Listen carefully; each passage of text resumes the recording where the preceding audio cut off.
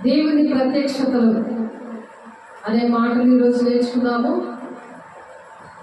దాని ముందుగా దేవుని ఆరాధిద్దాము.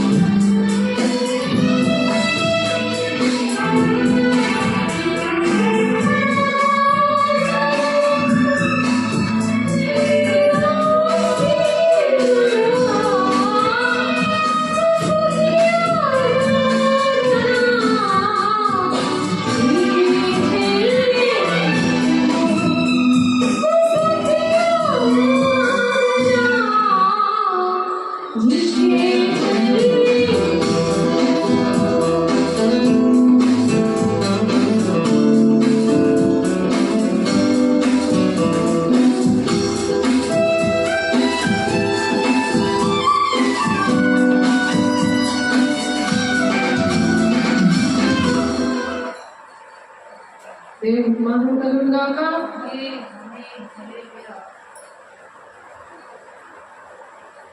దేవుని ప్రత్యక్షత అంటే 1 కొరింథీ 12:7-10 నాకు కలిగిన ప్రత్యక్షతలు బహు విశేషముగా ఉన్నందున నేను అత్యధికంగా హెచ్చిపోకుండా నిమిత్తము నాకు శరీరంలో ఒక ముళ్ళు అంట దేవుడు ప్రతి ఒక్క మనిషికి పెడతారు, పౌరుకే కాదు. కాబట్టి ఏదైనా శ్రమ వచ్చినప్పుడు తట్టుకో శక్తిని ఇచ్చేది దేవుని అభిషేకం. దేవుని అభిషేకం లేకపోతే దేవుడు ఎందుకు ఇలాగా చేశాడు, నేను ఎంత శ్రమపడినా, దేవుడు ఎంతగా ప్రేమించినా దేవుని స్తుతి ఆరాధన అర్పించలేకపోతున్నాను. దేవునికి ఆత్మతోనూ సత్యంతోనూ ఆరాధించడమే దేవునికి కావాలి, కానీ మరి దేవునికి ఏది అవసరం లేదు. ఆయనకి ఇష్టమైనది ఏంటంటే దేవుని ఆరాధించడం, ఆయన ప్రేమించడం. ఆయన ప్రేమించిన వాళ్ళు ఆయన ప్రతి సంవత్సరము కూడా మనల్ని ఇలాగా సజీవ లెక్కలో ఉంచారంటే, ఒక సాక్ష్యం అనేది మనకి ఇచ్చారంటే, మనము శరీరానుసారంగా దేవుణ్ణి అడుగుతా ఉండి ప్రతిదీ ఒక అవసరం తీరిపోయిన తర్వాత ఇంకొక అవసరం, ఒకటైపోయిన తర్వాత ఒకటి, అలాగా తీసుకునేది కాదు. దేవుని భయము, భక్తి, వాళ్ళకి ప్రత్యక్షత అనేది ఇవ్వరు. ఆయన ప్రత్యక్షత అనేది పొందుకోవడమే అదే మహాభాగ్యం. అది కోట్లు విలువ చేసినా అది మనం కొనలేదు. అది ఉంటేనే ఎన్ని కోట్లైనా సంపాదించుకోవచ్చు. ఆర్థికంగా, శారీరకంగా, ఆత్మీయంగా సమస్తము కూడా దేవుడు అటువంటి ఆశీర్వాదాలు వాళ్ళ మీద కుమరించేస్తాడు. దేవుని ప్రత్యక్షత అనేది ఉన్నప్పుడు ఇక్కడ దేవుడు హింసకుడు, దూషకుడు, హానికరుడైన మరి పౌలు గారు మరి అటువంటి పరిస్థితుల్ని దేవుడు ఇచ్చారు పౌలు గారికి. ఎందుకంటే తన ఎన్నో శ్రమలు పడ్డాడు. ఎంతైతే దేవుడిని హింసించాడో దేవుడు దగ్గర ఎప్పుడైతే ఆయన దేవుడు మాట విన్నాడో, అప్పుడు దేవుడు ఎప్పుడైతే వాళ్ళని దర్శించాడో, దేవుడు ప్రత్యక్షత అనేది ఆయనకు అనుగ్రహించబడింది. ఆయన దేవుడు అంటే ఇష్టం లేని మనిషి, దేవుడు బిడ్డలేని బహుగా హింసించిన మరి వ్యక్తి. కాబట్టి 2 కొరింథీయులకు రాసిన పత్రిక 12వ అధ్యాయంలో 1 కొరింథీయులకు రాసిన పత్రిక చూడండి. 1 కొరింథీయులకు రాసిన పత్రిక. కాబట్టి మనం ప్రత్యక్షత, దేవుని ప్రత్యక్షత కావాలన్న వాళ్ళందరూ కూడా చాలా జాగ్రత్తగా వినాలి. దేవునికి ఇష్టంగా నడవాలి. దేవునికి ఇష్టంగా నడిచిన వాళ్ళే ఆయన ప్రత్యక్షత గురించి చూస్తారు. మనుషుల ప్రత్యక్షత కోసం పరుగులు తీయరు, వాళ్ళకి లెక్క చేయరు. సాతాను నేను పరిగెట్టిస్తున్నాడని మరి అది నీకు అర్థం అవుతుంది, లేకపోతే దేవుని ప్రత్యక్షత పక్కన పెట్టరాళ్ళు. కాబట్టి చూడండి, 1 కొరింథీయులకు రాసిన పత్రిక 12వ అధ్యాయము 7-10 చదువు. 7-10 చదువుతున్నాను. ఒకసారి జాగ్రత్తగా చూడండి, రాసుకోండి. దేవుని ప్రత్యక్షత లేకపోతే, దేవుడు మనతో మాట్లాడకపోతే దేవుని పట్టణాన్ని అనే పరలోక రాజ్యాన్ని మనం వెళ్ళలేము. దేవుడు నమ్ముకుంటే కాదు, నమ్ముకున్నంత మాత్రాన దేవుని రాజ్యం అనేది రాదు. ఎందుకంటే దేవుడు పరిశుద్ధుడు. కాబట్టి ఆ పరిశుద్ధ పట్టణానికి వెళ్ళడానికి దేవుడు మనల్ని దీవించి ఆశీర్వదించి మనకి రక్షణ అనేది ఇచ్చాడు. రక్షణ భాగ్యం కృప ద్వారానే రక్షించుకున్నాడు. ఆయన ప్రాణం పెట్టి ప్రేమించాడు. శాశ్వతమైన ప్రేమతో మనల్ని ప్రేమించి మాటలు చెప్తున్నాడు. కాబట్టి ఈ మాటలు జాగ్రత్తగా విన్నాము, దేవుని ప్రత్యక్షతను పొందుకుందాం. అయినను అందరి ప్రయోజనం కొరకు ప్రతి వారికి ఆత్మ ప్రత్యక్షత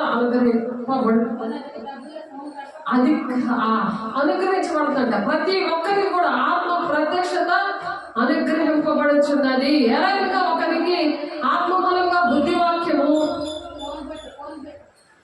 ఒకరికట బుద్ధివాక్యం ఇస్తున్నారు,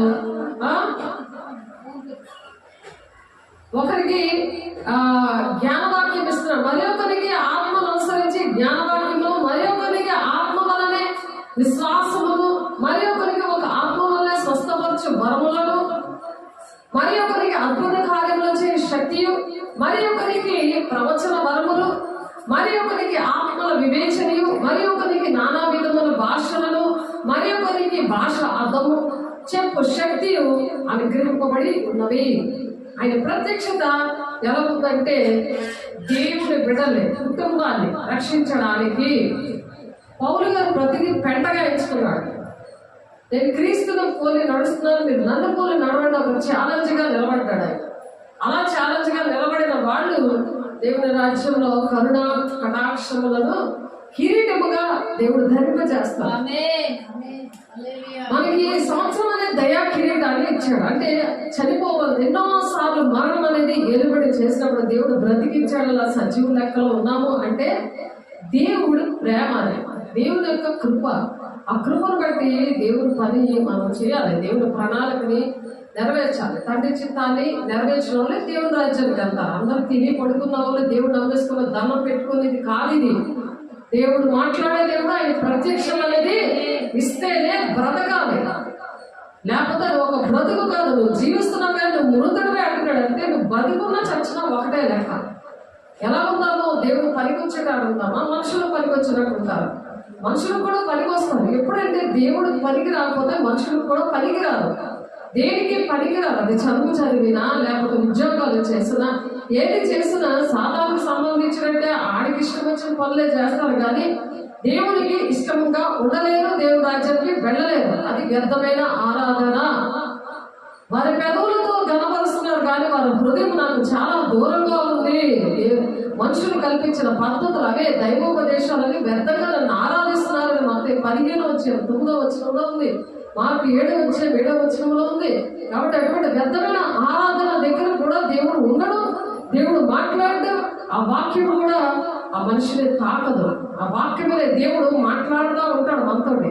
కఠినమైన హృదయంగా ఉన్నప్పుడు ఆ కఠినమైన హృదయము అది మాంసము గుండెగా మారాలంటే వాక్యం చెప్తున్నప్పుడు సరి చేసుకోవాలి. వాక్యము ఉదక స్నానము దేవుడు చేయిస్తున్నప్పుడు స్నానం సరిగ్గా చేయించుకోవాలి. చేయించుకోవడం నువ్వు అటువంటి పరిగెట్టి పాల్గొంటే కుడిగాలంలోకి వెళ్ళిపోతుంటే నీకు అవును కూడా స్నానం చేయించలేదు. 4 దరువులే పడతాయి. అంటే శ్రమలే నీకు వస్తాయి, నీకు కష్టాలే వస్తాయి, నీకు అనారోగ్యమే వస్తుంది, నీకు చెడుగా స్నానం పోవు. దేవుడు మాట్లాడే ప్రత్యక్షత రాదు. నువ్వు మనుషులతో పరిగెట్టే వరకు వేస్టే. వచ్చి నువ్వు ఎన్ని పనులు చేసినా దేవుడి పురుషులు నువ్వు ఎంత బాధ్యత వహించినా అంతా నష్టమే వస్తుంది, లేట్ అయిపోతుంది. దేవుడు నీ పట్ల ఉన్న ప్రణాళిక నీకు నీ కుటుంబానికి సంఘానికి రావాల్సిన దీవెనలు లేట్ అయిపోతాయి. దేవుడు ప్రాణాత్మ దేహము దేవుడు ఎలాగైతే అంకితం ఇచ్చి మన కోసం ప్రాణం పెట్టి ఆయన పరిశుద్ధంగా ఎలా జీవించాలో మనం అలా జీవించాలని 3.5 సంవత్సరాలు దేవుడు మనకు నేర్పించాడు. ఆయన పోలి నడవండి అంటున్నాడు. ఆయన పోలి నడిచినప్పుడే ఆయన నాకన్నా మీరు గొప్ప కార్యాలు చేస్తారు అని చెప్తున్నాడు. ఆయన కన్నా గొప్ప కార్యాలు చేయాలని ఆయన ఆశపడి ఆయన చెప్తున్నప్పుడు మనం వినాలి.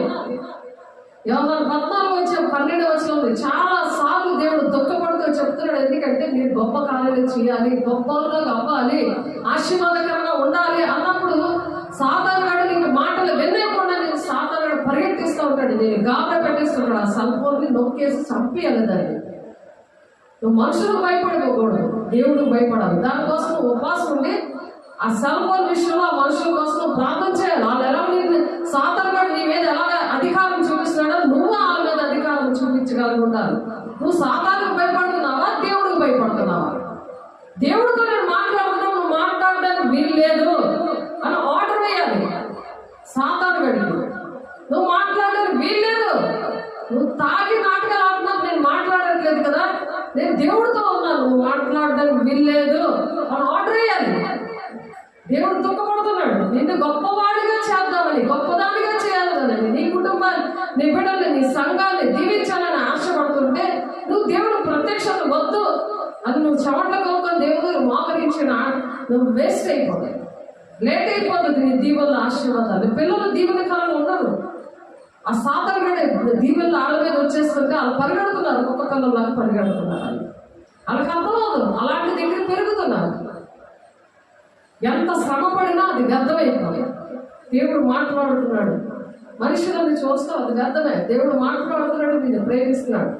కాబట్టి దేవుడు ప్రత్యక్షత ఏంటి అనేది ఇప్పుడు 1 కొరింథీ 12:7-10 దేవుడు మాట్లాడుతున్నారు. ఇక్కడ అయినను అందరి ప్రయోజనం కొరకు, నీ ఒక్కదాని కోసం కాదు దేవుడు ప్రాణం పెట్టింది, నా ఒక్కదాని కోసం కాదు ఆయన ప్రాణం పెట్టింది. అందరి ప్రయోజనం కోసం మనల్ని దేవుడు ఎంచుకున్నాడు. నాకు నేనే బతికేద్దాము, నాకు నేనే అన్ని చక్కబెడదాం అంటే కుదరదు. దేవుడు అందరి విషయంలో దేవుడు బాధ్యత వహించాడు. నువ్వు నేను కూడా అందరి కోసం బాధ్యత వహించే ఆ కృపని ఇచ్చాడు. ఆ కృపని కాపాడుకోవాలి. సాధారణ నీతో మాట్లాడుతున్నా నోరెత్తకు అని చెప్పాలి. నువ్వు నోరెత్తకు నన్ను డిస్టర్బ్ చేయకు అని చెప్పాలి గట్టిగా. ఆడు వణకాలి. దేవుడు పిల్లలు చూస్తే వణకాలి. అది యోహాను ఎక్కడుంది? అపోస్తల కార్యం 2వ అధ్యాయము 43వ వచనంలో ఉంది. వాడు సాధారణ భయపడిపోతాడు. ఎందుకంటే నువ్వు అపోస్తులా వాడబడుతున్నావు. అపోస్తుల పిలుపు దేవుడు దర్శనం ఇచ్చాడు కాబట్టి, అపోస్తులుగా మేము వాడబడుతున్నాం సాక్ష్యం చెప్పావు కాబట్టి, నీకు దేవుడు కనిపించాడు కాబట్టి. కళ్ళుంటారు, చూడరు, చెవులుండి వినరు, వాళ్ళ హృదయం కోపిని అన్నట్టుగా యెషయా చెప్పిన ప్రవచనం ఇది సరియే అని యేసయ్య ఎంతో బాధపడ్డాడు. ఎందుకంటే అక్కడ ఉన్న యోధా ప్రజలు దేవుడిని సిలివేశారు. ఆ యోధా ప్రజల్లాగా ఉండకూడదు కాబట్టి ప్రసవ వేదన కలిగి పిల్లలు కను అని ఆర్డర్ వేశాడు వాళ్ళకి. యోధా ప్రజలు ఏం చేశారు? సిలివేశారు. 30 లక్షల మంది యెరూషలేము బయలుదేరుతున్నారు. 30 లక్షల మంది యెరూషలేము పండగ పస్కా పండగ చేసుకోవడానికి బయలుదేరుతున్నారు. పస్కా పండగ అంటే ఏంటి? తప్పులు చేసినందుకు, పాపములు చేసినందుకు దాని పరిహారంగా గొర్రె పిల్లని బలి ఇచ్చేస్తే పాపాలు పోతాయి. ఆ పస్కా పలికిందే దేవుడు యెరూషలేములో అడుగు పెడుతున్నాడు. నీ కోసం, నా కోసం, మానవాళి రక్షణ కోసం యెరూషలేము అడుగు పెడుతున్నాడు. రోమా ప్రభుత్వము చాలా హింస పెడుతుంది. అయ్యో మమ్మల్ని రక్షించడం ఎవరు లేరని కన్నీళ్ళు పెడితే మరి దేవుడు కుమారుడినే పంపించేశాడు రక్షించడానికి, ఒక రక్షకుడిగా, సమాధానకర్తగా, ఆశీర్వదించడానికి, దీవించి ఆశీర్వదించడానికి, ప్రతి విషయంలో ఆరోగ్యము, ఐశ్వర్యము, అనారోగ్యము ఇలాంటి అన్ని విషయాల్లో కూడా రక్షించడానికి యెరూషలేములో ప్రవేశిస్తుంటే చాలా మందికి కలవరం పుట్టింది. ఎవరికి? శాస్త్రులు, పరిసయ్యులు, సద్దూకాయులు, వీళ్ళందరూ కూడా ధర్మశాస్త్రం దేశకులు. అంటే దేవుడి కోసం తెలుసు కానీ దేవుడు గుణాలు వాళ్ళకు లేవు. దేవుడు గుణాలు లేకుండా చెప్తున్నారు. ఈ దినాల్లో కూడా వ్యర్థమైన ఆరాధన, వ్యర్థంగా నిర్లక్ష్యంగా కూర్చోవడం. దేవుడే కదా, నాకేం జరుగుతుందిలే, మనిషే కదా మాట్లాడుతుందని దాన్నే హృదయం కృపెక్కింది అనేసి వాక్యం. యెషయా ప్రవచిస్తాడు, కళ్ళారా చూస్తావు, చెవులారా వింటారు కానీ నేను హృదయం కృపేదే, అందుకే మాట వినట్లేదు అనేసి, చెప్పిన మాట వినట్లేదు అని చెప్పారు. దెయ్యానికే భయపడుతున్నారు కానీ దేవుడికి భయపడట్లేదు. కాబట్టి దేవుడు ఆలయంలోని దేవుడు కళ్ళు పెట్టుకొని చూస్తున్నాడు. నీ ప్రవర్తన జాగ్రత్త అన్నాడు. సెల్ ఫోన్ ఆన్ చేయకూడదు. అది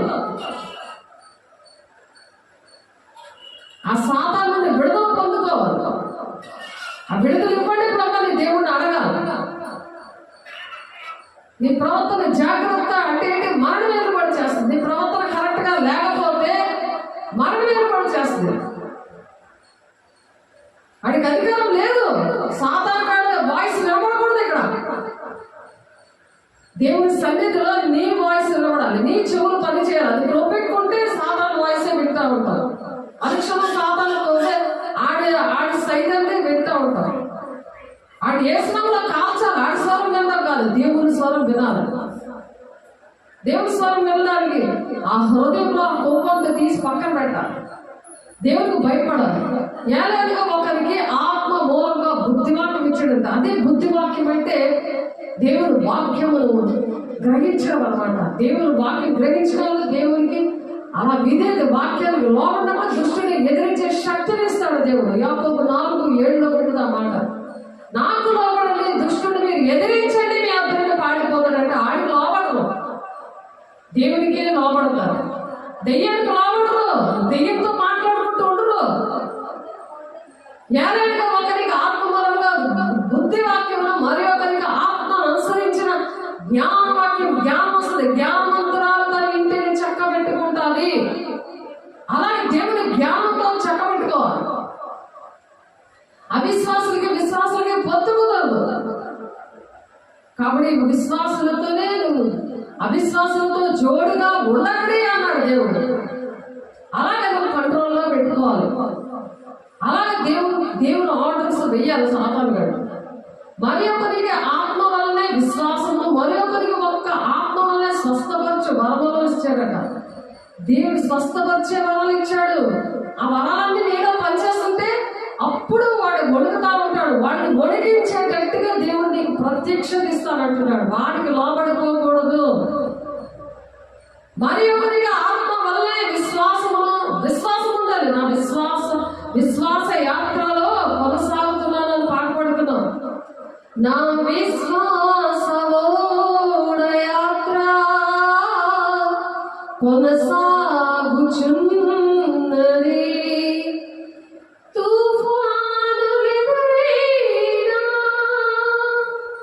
తుఫాన్ అంటే ఏంటంటే సాతాను నిన్ను వేధిస్తున్నా సరే, ఎటువంటి వాడి ద్వారా నీకు ఎటువంటి శోధన వస్తున్నా సరే, నీ విశ్వాసం ఓడ యాత్ర మాత్రం కొనసాగించాలి. సియోనికి అది చేరాలి. ఆ ఓడ అంతవరకు సహించేవాడే రక్షణ పొందుకుంటాడు, వాడికి జీవ కిరీటం ఇస్తారని అందుకే చెప్పారు దేవుడు ప్రకటన 2:10. నువ్వు సాతాను గాడికి నేను లోబడిపోతున్నామా? దేవునికి లోబడి ఆ సాతాను గాడిని ఎదిరించే శక్తి దేవుడు ఇచ్చాడు కదా. అది టెంపరీ కానీ అనుక్షణము కూడా నువ్వు ఆ పనిలో ఉండాలి. దుష్టుడు కొట్టకుండా తను తాను భద్రం చేసుకోమని చెప్తున్నాడు. అలా భద్రం చేసుకోవడానికే మరి వేసే శరీర రక్తం తీసుకుంటున్నాం. దానికి అవమానకరంగా ప్రవర్తించకూడదు కదా. నిన్ను చూసి భయపడాలి సాధారణ, అంతేగాని ఆడిని చూసి నువ్వు భయపడిపోకూడదు. ఆడిని టచ్ చేయకూడదు. టచ్ చేయకుండా మనము ఉండడానికే అపోస్తులుగా పిలుచుకున్నాడు. అపోస్తుల బోధ నేర్పిస్తున్నాడు. ఆ విధంగా అనేకమైన హృదయాలు కట్టాలి. ఎప్పుడు అలా కడతారు? ఆయన ప్రత్యక్షత ఇస్తాడంట. ఆయన మాట విన్నవాళ్ళు ప్రత్యక్షత ఇస్తాడు. ఆయన మాట వినకుండా నువ్వు సాధారణతో గడుపుతూ ఉంటే, ఆడికి సమాధానం ఇచ్చుకుంటుంటే, ఆడిని ఓదారుస్తుంటే, ఆడితో చేతులు కలిపి ఆడితో మాట్లాడుతుంటే, మాటలే ఆడదు. సాధారణ గడుపుతో నీకేం పని? దేవుడు మాట్లాడుతున్నప్పుడు అడ్డం తగలబడింది అని నీకు పౌరుషం రావాలి. హృదయం రోగిపోయిందనుకో ఆ పౌరుషం రాదు, పౌరుషం పోదు.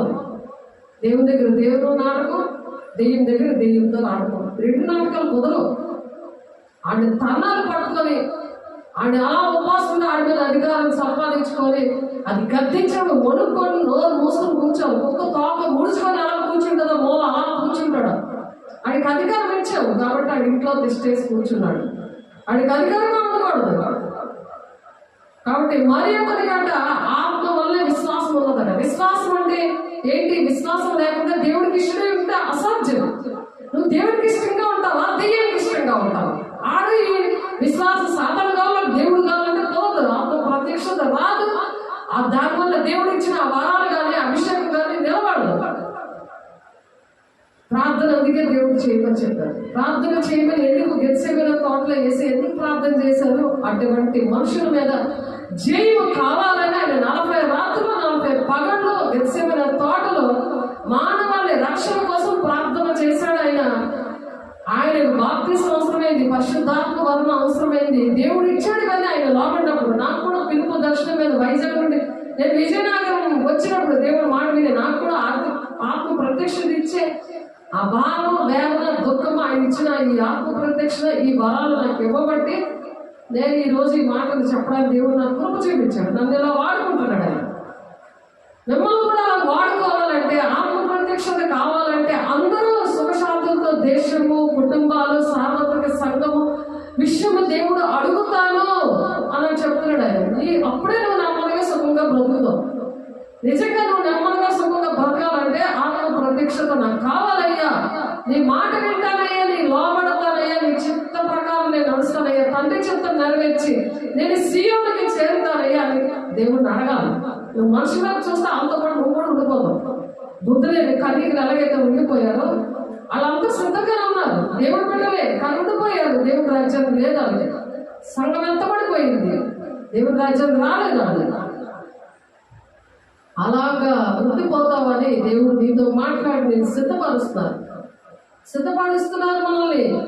మరి ఒకరికి ఆత్మ వల్లనే విశ్వాసము, మరి ఒకరికి ఒక్క ఆత్మ వల్లనే స్వస్థపరచు స్వస్థపరిచి వరమిచ్చినప్పుడు అక్కడ దేవుడు కార్యం చేశారు అనుకో, వాళ్ళు గుట్టలు గుట్టలు ప్రార్థన చేస్తే పొడికి ఎదిగిపోతాడు. ఆడికి స్వస్థ బుద్ధి వస్తుంది, తాగుబోతాడు. స్వస్థ బుద్ధి వస్తుంది. తర్వాత ఆడికి ఏదైనా బాగోలేదు, నీకు నువ్వు ఎదురుంటే ప్రార్థన చేయగల, మరి సన్నిధి దగ్గర అనేక మంది ఉన్నారు, వాళ్ళని ప్రార్థన చేయగలే. ఆ స్వస్థత వరం ఏం చేస్తుంది? నీ మాటలు వినేలా చేస్తుంది. అనేక మంది సంఘం నీ వల్ల అభివృద్ధి చెందుతారు. దేవుడు అందుకే నేను ప్రేమించి అభిషేకించి దర్శనం ఇచ్చి ప్రార్థన చేయి, ఇదిగో మహిమతో నింపుదా. నేను దేవుడిని చూపిస్తున్నా సరే పొరపాటు చేయకపోతే నేనేం చేయలేను కదా, నేను మనిషిని కదా. దేవుడికి నీకు ప్రజలకి మధ్యవర్తిగా దేవుడు నన్ను పెట్టుకున్నాడు అంతే. ఒక టీచర్ లాగా క్లాస్లో టీచర్ లాగా పెడతారు, లెక్చరర్ లాగా పెడతారు. ఒక మనిషిని దేవుడు చెప్పిన పని చెయ్యాలి అంతవరకే. కానీ నేను మహిమ పొందుకొని ఇలా చేయను కదా, నేను ప్రార్థన చేయలేను కదా. నీ ప్లేస్లో నీకు ప్రార్థన చేయమంటున్నారు. ఏసీ ఎలాగైతే మానవాళి రక్షణ కోసం ప్రార్థన చేశారో అందరి ప్రయోజనం కోసం కూడా ఈ ప్రత్యక్షత ఇస్తారట. అందరికీ కూడా అందరూ బాగుండాలని కోరుకునేదే దేవుడు మనసు. నేను ఒకదానే బాగుండిపోవాలి, నా ఇంట్లో ఎవరు రక్షణ పొందుకో నేనేం చేస్తాను, మరి నా కొడుకు బాగోవాలి, నా కొడుకు ఉద్యోగం రావాలి, నాకు పెద్ద ఇల్లు కట్టుకోవాలి, నా తల్లిదండ్రులు బతకడేయాలి, వాళ్ళ కోసం ప్రార్థన చేయండి. ఇవి కాదు ప్రార్థనలు, అవి టెంపరీ అవి.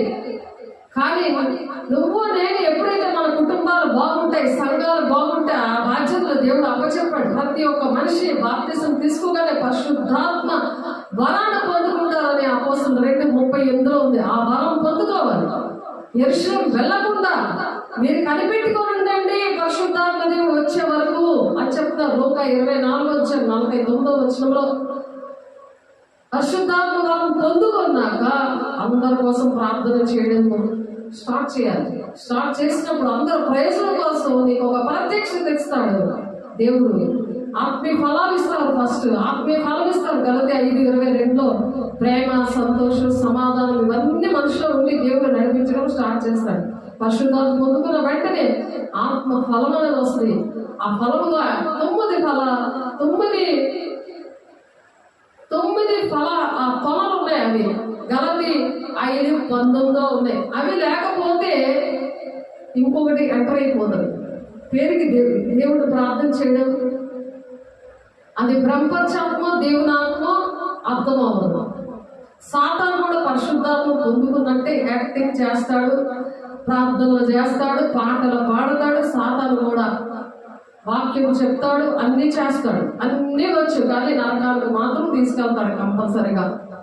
అప్పుడు నీకు ఎలా తెలుస్తుంది మనిషిలో ఉండి ఎవరు మాట్లాడుతున్నారు, ఎవరు పాటలు పాడుతున్నారు, ఎవరు ప్రార్థన చేయిస్తున్నారు? ప్రార్థన చేసేది కూడా పక్కన సాతాను ఉండి నీతో ప్రార్థన చేయిస్తుంటాడు. ఎలాగా? అది ప్రార్థన పాపం అయిపోతుంది. అది 109 ఉంటాయి. కాబట్టి అన్నీ కూడా తెలిసేది ఏంటంటే నాలో గుణాలు ఏంటి స్టార్ట్ అయ్యాయి. పరిశుద్ధాత్మ పొందుకున్న వెంటనే గుణాలు స్టార్ట్ అవుతాయి. ఏంటంటే గలతీయులకు రాసిన పత్రికలో ఉంటది ఆ మాట 5:22 ఆ గుణాలు నాలో ఉన్నాయా లేదా చెక్ చేసుకోవాలి. ఆ గుణాలు వచ్చేలాగా దేవుడు అడగాలి. అన్నా ఈ గుణాలు నాలో ఉన్నాయా లేదా అని చెక్ చేసుకోవాలి. ఆ ఏం గుణాలంటే 5 ఆత్మ ఫలం ఏమనగా, ఫలం ఒకటే. ఈ ఫలం, ఈ ఆత్మ ఫలం ఏమనగా అందులో ప్రేమ ఉంది, సంతోషం ఒకటి ఉంది, సమాధానం ఒకటి ఉంది, దీర్ఘశాంతం ఉంది, దయాళుత్వం ఉన్నది, మంచితనం ఉంది, విశ్వాసం ఉంది, సాత్వికం ఉంది, ఆశానిగ్రహం ఉంది. అయితే ఈ 9 ఫలాలు కూడా ఉన్నాయా లేదా అని చెక్ చేసుకోవాలి. అవి కావాలని కోరుకోవాలి. అప్పుడు దేవుడు నెక్స్ట్ ఆత్మ ప్రత్యక్షత ఇస్తాడు. ఆ ఆత్మ ప్రత్యక్షత గురించే మనం ఇప్పుడు చదువుకుంటున్నాం.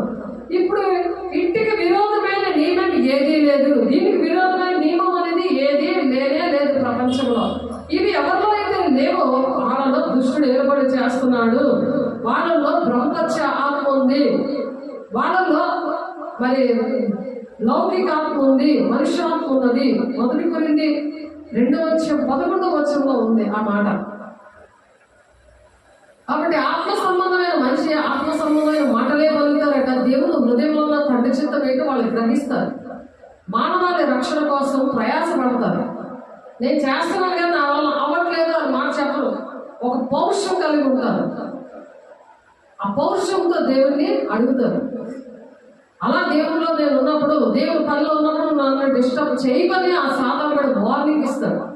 అంతేగాని ఆడి మాట ఇనుకుంటూ ఆడితో నాటకాలు ఆడుకుంటే దేవుడు నీతో మాట్లాడుకుంటూ దొక్కపడి వెళ్ళిపోతాడు. మళ్ళీ నువ్వు మోకరించాలి, మళ్ళీ మొదలుగా వస్తుంది, మళ్ళీ మొదలుగా వచ్చేస్తుంది, మళ్ళీ అప్లికేషన్లోకి వచ్చేస్తావు. 10th క్లాస్ వరకు దేవుడు తీసుకెళ్ళాడు, నీ మైండ్ పని చేయదు, ఆ ఎగ్జామ్ పేపర్ నువ్వు రాయలేదు, మళ్ళీ అప్లికేషన్లోకి వెళ్ళిపోతావు.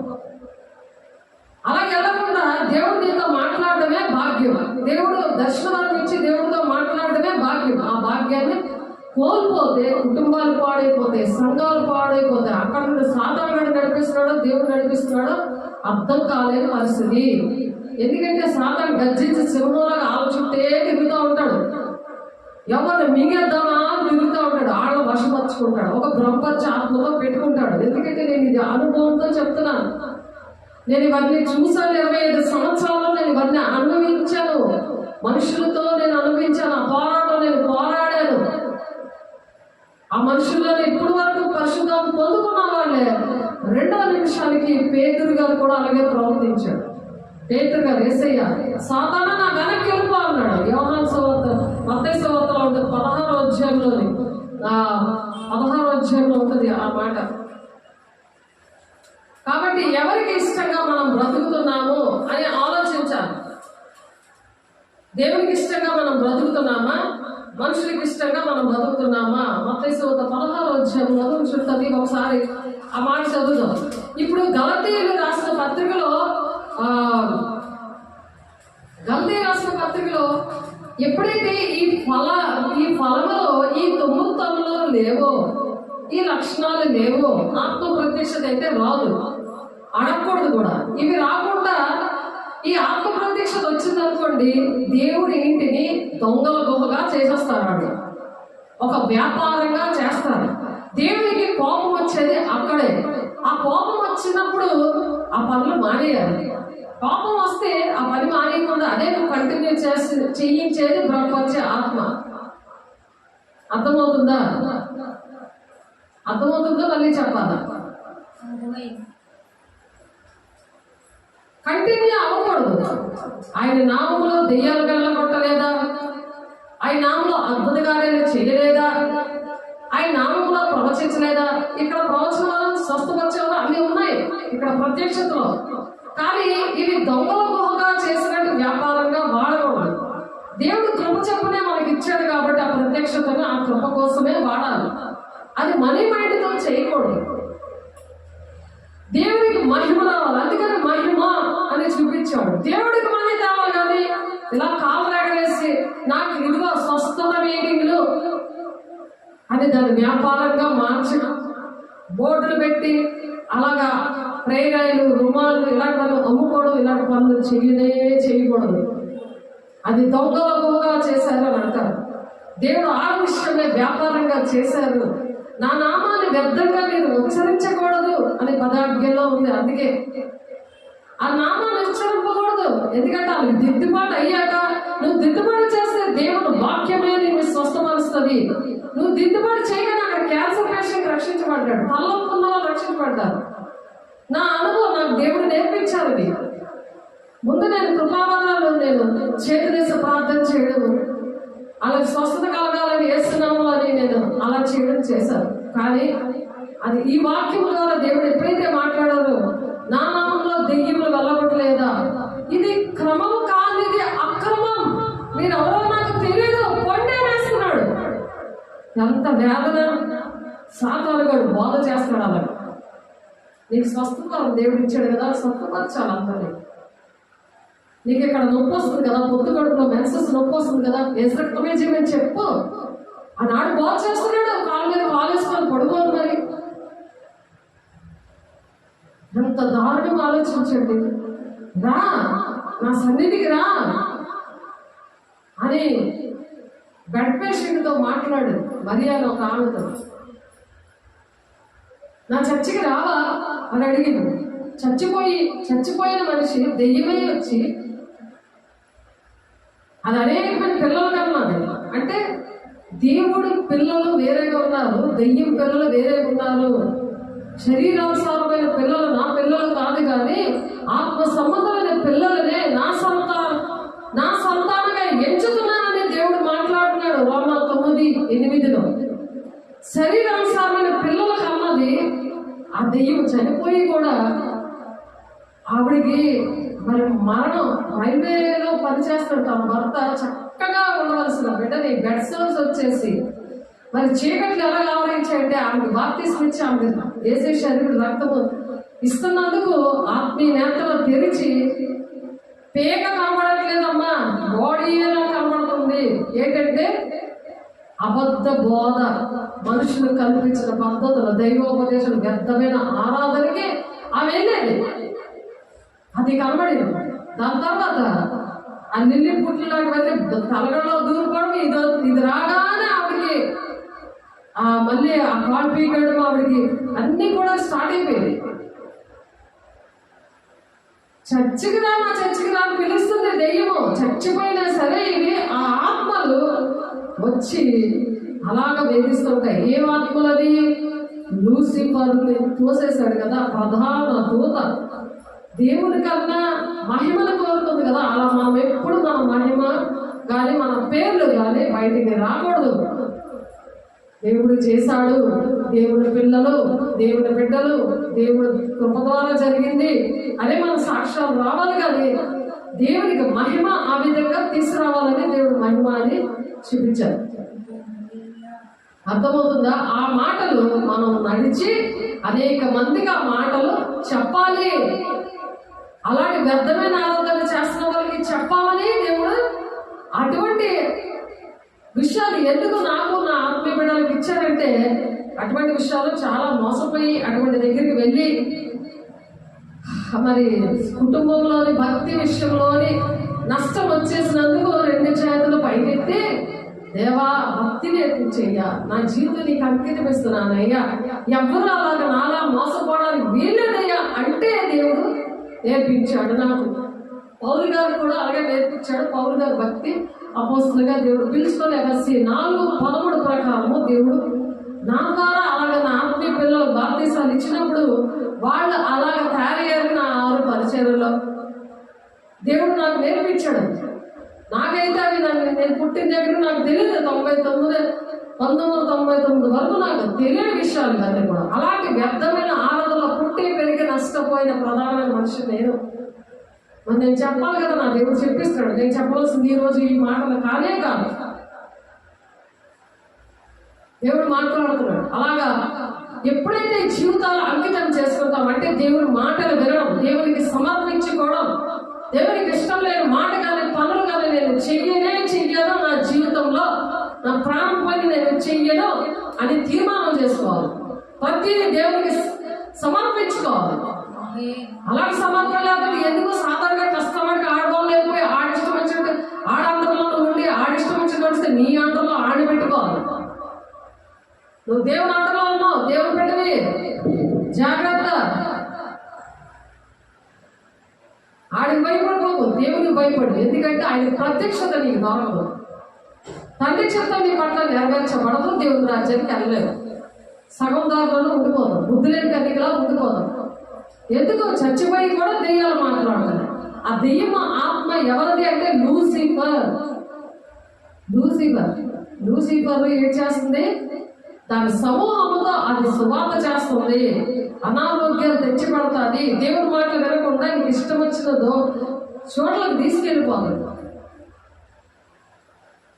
దేవుని సన్నిధి లేని వ్యర్థమైన ఆరాధన దగ్గరికి నేను తీసుకెళ్ళిపోతుంది. ఎక్కడైనా దేవుడే ఉన్నాడు కదా అది చెప్తుంది. జాగ్రత్త, దేవుని ప్రత్యక్షత కావాలి. తండ్రి చిత్తం నెరవేర్చి దేవుని రాజ్యం వెళ్ళాలి. సియోను కుమార్తెలాగా, అంటే దేవుని సన్నిధి ఉండే కుమార్తె సియోను కుమార్తె.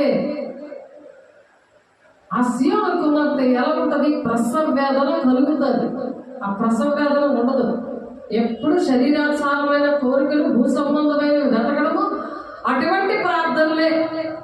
అంతేగాని తండ్రి చిత్తం ఏంటి, నా పట్ల దేవునికి ఏ ప్రణాళిక ఉంది, నేను అది చేస్తున్నానా లేదా, నేను చేసి ఇతరులకు నేను నేర్పిస్తాను, ఆయన మాటలు నేను ప్రకటిస్తాను, ఆయనకి ఇష్టంగా ఆ విధంగా ఉంటే అప్పుడు నా కుటుంబం రక్షించబడుతుంది. అది తెలియాలి. అదే మొదటి నా నీతిని రాజ్యాన్ని వెతకండి, మీ పరలోకం తెలుసు మీకు ఏది కావాలో అని నిన్ను అభిషేకించి నువ్వు ఎలా నడాలో అది నీకు బాప్తిస్మిచ్చిన సేవకురాలు ప్రార్థన చేస్తుంటే కృప ద్వారా నీకు ఆళ్ళలో ఉన్న అభిషేకం నీకు ఇస్తున్నాడు. ఆ వంతు నీకు ఇస్తున్నాడు. ఆళ్ళలో ఉన్న పాలు అభిషేకం నీకు ఇస్తున్నాడు. ఆ వాక్యం వింటున్నందుకు దేవుని కట్టడలో ఆజ్ఞలు శిరసావహించి పరిచయం చేస్తున్నందుకు దేవుడు ఆ కృప ఇచ్చాడు. ఆ కృపని పోగొట్టుకోకూడదు. ఆ కృప నుండి తొలగిపోకూడదు. ఆ కృపని కాపాడుకోవాలి. అప్పుడు ఇంకా కూడా కృప వెంబడి కృపతో దేవుడు ఆశీర్వదిస్తాడు. కృప వెంబడి కృప వచ్చేస్తున్నది. అంటే అనాథులను మనల్ని దీవిస్తున్నాడు. ఆ విధంగా విషయాలు నేర్చుకోవడం నా వల్ల కాదు. నా దేవుడిని మాట్లాడకపోతే నా వల్ల కానే కాదు. నా వల్ల కాదు. ఇది నాకే ఆశ్చర్యం వేస్తుంది. ఏంటి దేవుడు ఇలా మాట్లాడుతున్నాడు? ఎంత ప్రేమిస్తాడు దేవుడు బిడ్డల్ని, ఎంతగా ప్రేమిస్తాడండి దేవుడు. దేవుడి పిల్లలు ఎప్పుడు కూడా నశించడం ఇష్టం లేదు ఆయనకి. ఎంతగా నాతో నిన్ను వాడుకోవాలని ఇష్టపడుతున్నాడా? నాకే ఆశ్చర్యం అనిపిస్తుంది. నేనేం మాట్లాడాలనుకున్నాను, దేవుడు బిడ్డలు నశించిపోతున్నారని, ఆన్లైన్లో బిడ్డలు ఆఫ్లైన్లో బిడ్డలు నశించిపోతున్నారని దేవుడు మనల్ని ప్రేమించి మాట్లాడుతున్నాడు. నాకే ఆశ్చర్యం అనిపిస్తుంది. మీతో మాట్లాడితే మీకు కూడా అలా అనిపిస్తుంది. దేవుని ప్రేమను రుచి చూసి తెలుసుకోండి అని వాక్యం చెప్తుంది. కీర్తనాకారుడు చెప్తున్నాడు ఆ మాట. రుచి చూస్తే తెలుస్తుంది దేవుడి ప్రేమను. ఆయన ఎంతగా ప్రేమిస్తున్నాడు ప్రతి ఒక్క మనిషిని. ఆ సమయాన్ని నువ్వు ఏం చేస్తున్నావు? ఎవరికి ఇస్తున్నావు? ఎవరికి భయపడుతున్నావు? ఎవరికి చెప్తున్నావు నేను వెళ్ళిపోతాను, నేను వినను, నేను వెళ్ళిపోతాను, నేను వినను? దేనికి భయపడుతున్నావు? దేవుడు ఇచ్చాడు కదా నీకు అవన్నీ. దేవుడికి ఏమి ఇవ్వలేవా? అన్ని నష్టంగా భావించుకున్నాడు కదా దేవుడు. నువ్వు నష్టంగా భావించుకోలేవా దేవుడు మాటలు వినడానికి? ప్రతిదీ పెంటగా ఎంచుకున్నాడు పౌలు. నాకు కలిగినంత నేను పెంటగా పెట్టుకున్నాను, గురి అంతగా నేను పరిగెడుతున్నాను. శ్రమైన ఖడ్గమైన హింసమైన ఆయన ప్రేమ నుండి నన్ను ఎవడు ఎడబాపుతాడు? మా ఇద్దరిని ఎవడు విడిపిస్తాడు? ఎవరు వేరు చేస్తారు అని ఛాలెంజ్ గా నిలబడ్డాడు. దేవునాత్మ లక్షణాలు నిజంగా పరిశుద్ధాత్మను పొందుకుంటే ఆ లక్షణాలు నీలో కనబడతాయి. అది గలతీ 5:22 ఉన్న లక్షణాలు. ఆత్మీయ ఫలం అనేది దేవుడు నీకు ఇచ్చాడా? నీలో అలాంటి నిరీక్షణ, ప్రేమ, సంతోషం, నీలో సమాధానం దేవుడితో ఉంటుంది. మనుషులతో కాదు, సాతానుతో కాదు. నీతో స్నేహం, నీతో స్నేహం చేసేది దేవుడే. దేవుని బిడ్డలు నశించిపోతున్నారు. ఒక దాహం, దుఃఖము, వేదన, కన్నీరు ఉంటుంది. వాళ్ళతో నువ్వు మాట్లాడు. నేను దేవుడితో మాట్లాడుతున్నాను, నువ్వు నాతో మాట్లాడడానికి వీల్లేదు. ఈ టైంలో నేను దేవుడి సన్నిధిలో ఉన్నాను, నువ్వు మాట్లాడడానికే వీల్లేదని ఆర్డర్ వేస్తాను. నిజంగా దేవుని బిడ్డవైతే పరిశుద్ధాత్మ పొందుకున్నావంటే, నువ్వు దేవుడికి అంకితమయ్యావంటే, దేవుడికి సమర్పించుకున్నావంటే, ఏం దేవుడు మహిమనంతా నిలిచిపెట్టి వచ్చాడు. ఆయన పరలోక రాజ్యాన్ని ప్రాణం పెట్టడానికి, మానవుల రక్షణ కోసం, మతం కులం భేదం లేకుండా నువ్వు నీ ఇంటిని విడిచిపెట్టలేవా? ఒక నిమిషం, ఒక గంట ఇంట్లో మనుషులకు ఆర్డర్ ఇవ్వలేవా? నేను దేవునితో ఉన్నాను, దేవుని ప్రణాళికలో ఉన్నాను, నేను దేవుని రాజ్యాన్ని కట్టడానికి వెళ్తున్నాను. నువ్వు కట్టడానికి చేస్తే ఇంటికి దీవెన, నీకు దీవెన, నీ ఇంటికి దీవెన, దేశానికి దీవెన. మనం దేవుని మాట వింటే, నువ్వు నెమ్మదిగా సుఖంగా బ్రతకాలంటే, మనుషుల కోసం, రాజుల కోసం, అందరి కోసం దేవుడు ఒక బాధ్యత చెప్పాడు. ప్రార్థన చేయమని వాళ్ళ కోసం. దుష్టుడు వాళ్ళలో దూరి మనం పోరాడుకునే శరీరంతో కాదు అని అందుకే చెప్పాడు. నువ్వు సర్వాంగ కవచం వేసుకుంటే నీకు అర్థం అవుతుంది. అర్థం యుద్ధం చేయగలవు. ఎవరి ఆరోగ్యం 13 ఉంది. నీతైన మైలకు సమాధాన సువార్తను సిద్ధమైన సంజోడు, రక్షణ శిరస్నానం, వాక్యమైన ఖడ్గం నీ దగ్గర ఉన్నారు. విశ్వాసమైన డాల్ నీ దగ్గర ఉన్నారు. ఆడి కత్తితో నువ్వు నరుకుతా ఉంటే నాకడా నీ దగ్గర వస్తున్నాడు, నువ్వు భయపడిపోతున్నావు. విశ్వాసమైన డాల్ లేదు, విశ్వాసం లేదు, అలాగే దేవుడికి ఇష్టం లేదు.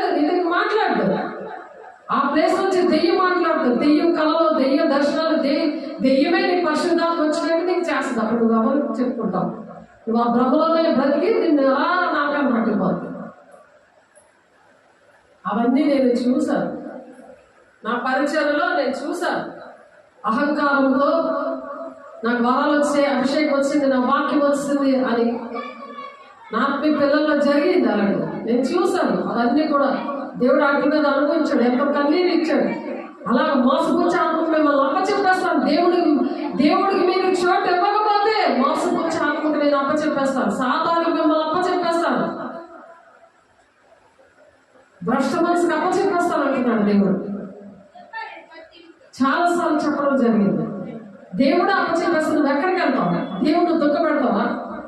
దేవుడు కృపొద్దా? ఆయన ప్రత్యక్షత వద్దా? ఆయన ప్రత్యక్షత ఏంటంటే రారాజు బిడ్డలుగా బతకాలని, ఆయన ఇలా బతకాలని, ఆయన కన్నా ఎక్కువ కార్యాలు, గొప్ప కార్యాలు మనం చేయాలని ఆయన ఆశపడుతున్నాడు. ఆయన కన్నా గొప్ప కార్యాలు యోహాను 14 చూడండి, చెప్పిందే చెప్తున్నారు అనుకుంటున్నారు. దేవుడు ఎందుకంటే బలపరుస్తున్నారు. సాతాను అలా బోధ చేస్తుంటాడు. నేను తండ్రి వద్దకు వెళ్ళుచున్నాను కనుక నేను చేయి క్రియలు నా యందు విశ్వాసం ఉంచేవాడు చెయ్యను. నా యందు విశ్వాసం ఉంచాడు. విశ్వాసం దాలేదనుకో కత్తుతో నరకడం కూడా వస్తున్నాడు. ఎక్కడ నా చుట్టూ వచ్చేస్తాడో, నన్ను ఏం చేస్తాడో అని సాధారణ భయపడిపోతున్నాడు. ఆడి కత్తి కడితే ఆ విశ్వాసమైన డాలు నేను అడ్డుకుంటుంది. వాక్యమైన ఖడ్గంతో నువ్వు వాడిని చంపాలి. అలాంటి వాక్యము దేవుడు చెప్తున్నప్పుడు అది వినాలి. సెల్ ఫోన్ లేకుండా ఏది చేయకుండా నిర్లక్ష్య పెడుతుంది ఆ దెయ్యం. ఎన్ని రోజులైతే సెల్ ఫోన్ దేవుడు ఇచ్చాడు, అందులో వాక్యం వినలేకుండా. అది గమనించాలి. సేవకులు ఎన్నిసార్లు ప్రేమతో చెప్తారు, మీరు నా నామము దేనిని అడుగుదురో తండ్రి కుమారుని మహిమ పరచబట్టుగా దాన్ని నేను చేస్తానంటున్నాడు. ఆయన చేస్తానంటే నా విశ్వాసం కలిగి ఆ విశ్వాసాన్ని డోర్ పట్టుకొని ఆ వాక్యమైన ఖడ్గంతో ఆ సర్వంగ కవచముతో ఆడి పని పట్టాలి. ఆడి నిన్ను లోబడుకోకూడదు. దేవుడికి లోబడి దుష్టుని ఎదిరించాడు. వద్దనండి, నీ వద్దనే పారిపోతాడు. యాకోబు 4:7 ఎందుకు చెప్తున్నాడు దేవుడు? ఆడికి పరిగెట్టిస్తావా? నువ్వు వాడంట పరిగెడతావా? ప్రియ సంగమా, సార్వత్రిక సంగమా, పెళ్లి కుమార్తె సంగమా, నువ్వు సిద్ధంగా ఉన్నావా? విశ్వాసం ఉంచి వాడట వాటికంటే మరి గొప్ప అతడు చేయనని మీతో నిశ్చయంగా చెప్తున్నాను. దేవుడు నమ్మవారు ఏమైనా సూచక్రియలు చేస్తాడు. వాటికంటే గొప్ప చేస్తాడంట. దేవుడు చేసి వెళ్ళాడు కదా, అది భూలోకమైన చాలదని ఉంది వాక్యం. భూలోకమైన చాలదట. అవన్నీ వివరించి రాస్తే బైబిల్ చిన్న బైబిలే మన దగ్గర ఉన్నది, కానీ భూలోకం అంతా చాలదట. ఇలాంటివి వివరించి దేవుడు చేసిన కార్యాలు వివరించి చెప్తే ఇది భూలోకమైన చాలదు అని ఉంది వాక్యం. అంత బైబిల్ ఉంటుంది. కానీ వాటికన్నా మీరు గొప్పగా చేస్తారంటే ఎంత ప్రేమించి ప్రాణం పెట్టాడు దేవుడు. శ్రమ దినాలు 40 రోజులు శ్రమ దినాలు అంటే ఏంటి శ్రమ దినాలు? నువ్వు జీవితం అంతా శ్రమ పెడుతున్నావు దేవుడిని. ఆ శ్రమ దినాలను ఉపవాసం ఉన్నాడా? ఆయన ప్రత్యక్షత ఉందా లేదా నాలోని? పరిశుద్ధాత్ముడు నాలోకి వచ్చాడా లేదా? అలాంటి గుణాలు నాలో ఉన్నాయా లేదా? ప్రతి క్షణము మనం చెక్ చేసుకోవాలి. సాధారణ ఒక యాక్టర్ లాగా ప్రవర్తిస్తున్నాడు, వేషధారులాగా వెలుగుదూత వేషం వేసుకొని ప్రవర్తిస్తూ ఉంటాడు.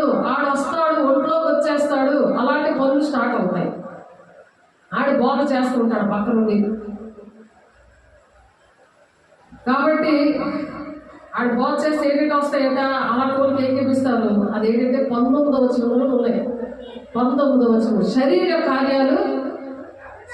కార్యాల మీద నీ మనసు వెళ్ళిపోతున్నాయి. ఆత్మ సంబంధమైన ప్రత్యక్షత దేవుడు ఏం చెప్తారో అది ఉండదు.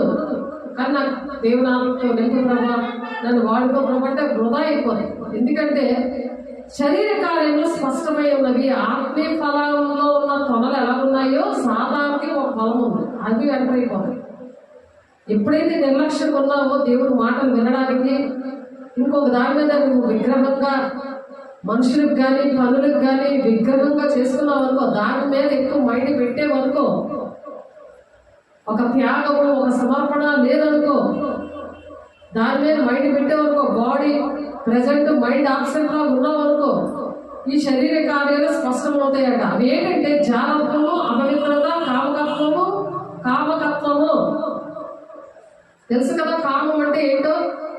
అలాంటి మనుషులతో ఎక్కువ మాట్లాడతాం. విగ్రహారాధన అంటే దేవుని కన్నా ఎవరిని ఎక్కువ ప్రేమిస్తావో అదే విగ్రహం. దాన్ని ఆరాధించడం అంటే దానికోసం నువ్వు భయపడకూడదు, దాన్ని విగ్రహారాధన అంటారు.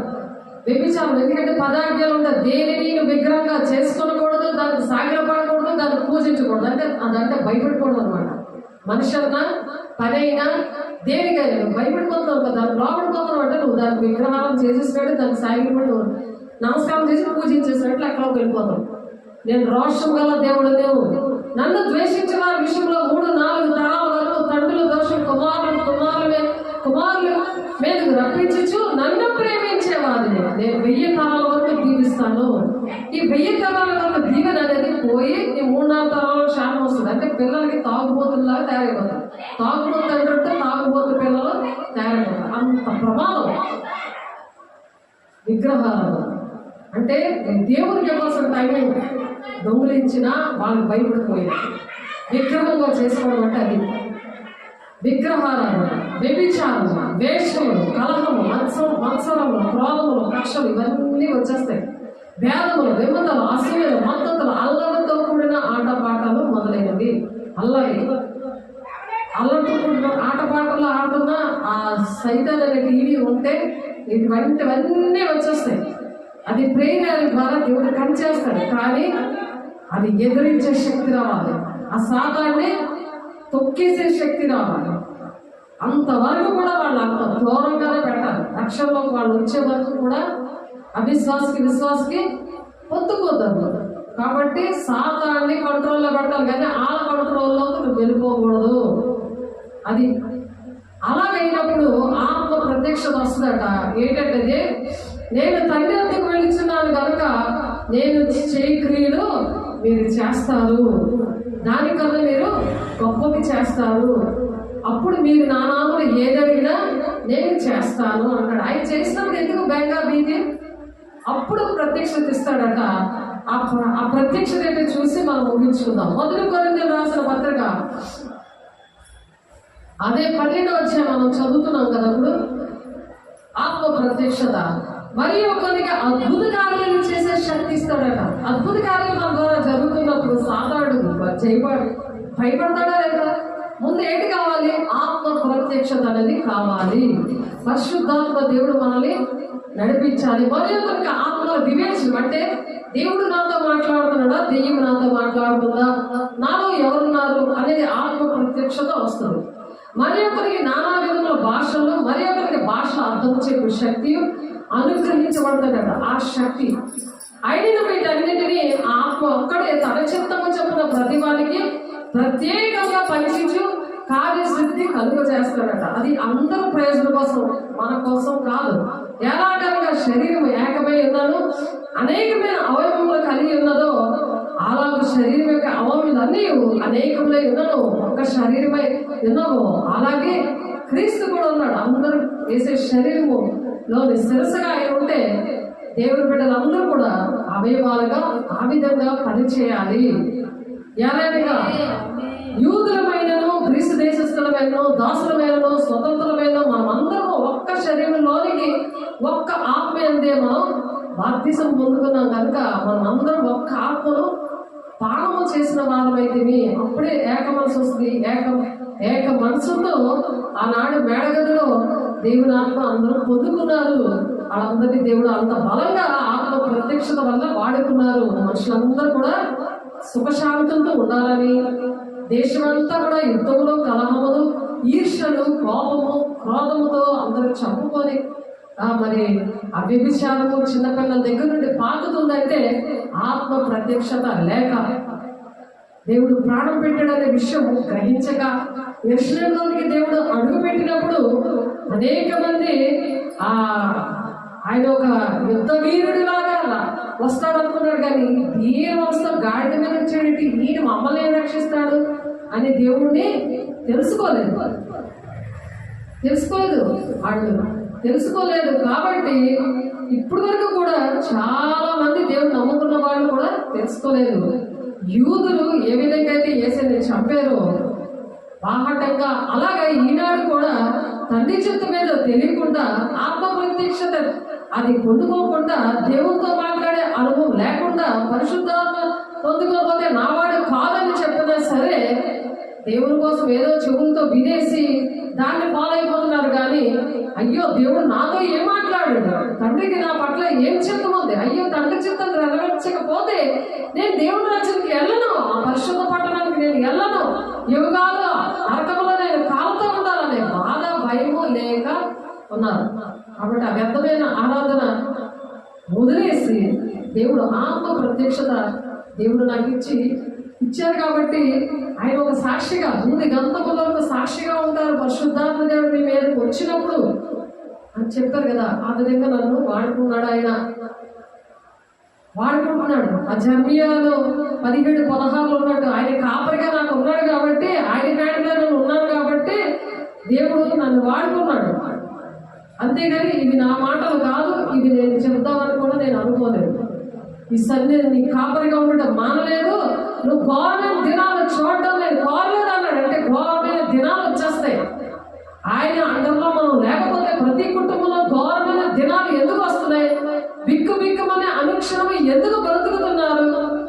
సాతానుకు భయపడుతున్నారు కానీ దేవుడికి ఎందుకు భయపడట్లేదు? అక్రమంగా ఎందుకు నడుస్తున్నారు? చిన్న అబద్ధమే కదనేసి ఆ ఎందుకు అబద్ధమును ప్రేమించి జరిగించిన వారు మంట అగ్నిగుండంలో పడిపోతారని చెప్తున్నా ఎందుకు పక్కన పెట్టేస్తున్నారు? కారణాలు ఇదే. దేవునికి ఇష్టంగా బ్రతకాలి. నా నోటి మాట నీ సన్నిధిలో ఉంది అని ఎందుకు చెప్పారు? ఆ నోటి మాట నాది కాదు, నన్ను చూస్తారు మీరందరూ పాడైపోతారేమోనని ఆ మాటలు దేవుడు నాకు చెప్పారు. కాబట్టి నేను కూడా అలా నడాలని, నన్ను మిమ్మల్ని బలపరచడానికి దేవుడు ఈ మాటలు చెప్పినందుకు దేవుడికి అనేకమైన వందనాలు చెల్లిస్తూ ప్రార్థన చేసుకుందాం.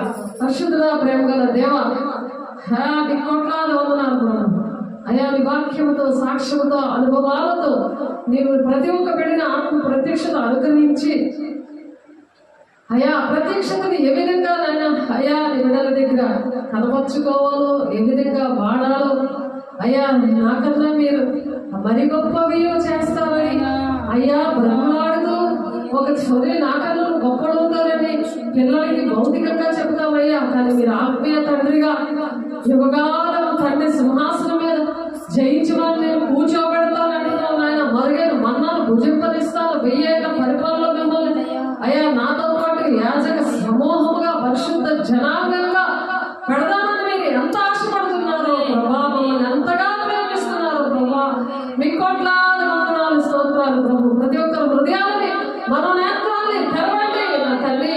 లేఖనాలు కల్పించుకోవడానికి ఆనాడు మనసులో తెరిచిన దేవ, ఈనాడు కూడా ప్రభా ప్రతి ఒక్క బిడ్డల చేతులెత్తిన బిడ్డలందరినీ అట్టి విధంగా దీవించండి, ఆశీర్వదించండి, కృపలో భద్రపరచండి. మరి మంచి సాక్ష్యాలు కూడా మేము కలుసుకోవాలి. మీరు సహాయం చేసి నడిపిస్తున్నందుకు అయ్యా మీకే కోట్లాది వందనాలు, స్తోత్రాలు చెల్లిస్తూ ఇంకా మరి గొప్ప ఆ మాటలతో రేపటి దినం మేము కలుసుకోవడానికి మీరు కృపను అనుగ్రహిస్తున్నందుకు మీకే వందనాలు, స్తోత్రాలు చెల్లిస్తూ యేసు పరిశుద్ధ నామములో బ్రతిమలాడి వేడుకుంటున్నాం తండ్రి. ఆమేన్. తండ్రి యొక్క దీవెన, కుమారుని యొక్క కృప, పరిశుద్ధాత్మ యొక్క నిత్య సహవాసము అయా చేతులెత్తిన ప్రతి ఒక్క బిడ్డలకి, రక్షణలో పెరగాలని ఆశపడుతున్న ప్రతి ఒక్క బిడ్డలకి ప్రభా, ఆటంకపరుస్తున్న ప్రతి దురాత్మ శక్తులారా యేసు నామములో ప్రతి ఒక్క గృహాల నుంచి యేసు నామములో లైవ్ అయిపోవాలి. యేసు నామములో మహిమగల నామములో మీరే అధ్యక్షత వహించి సదాకాలము తోడైంది నడిపించును గాక. ఆమేన్. దేవుని వందనాలు. God bless you. దేవుడు మమ్మల్ని బహుగా దీవించి ఆశీర్వదించును గాక. ఆమేన్.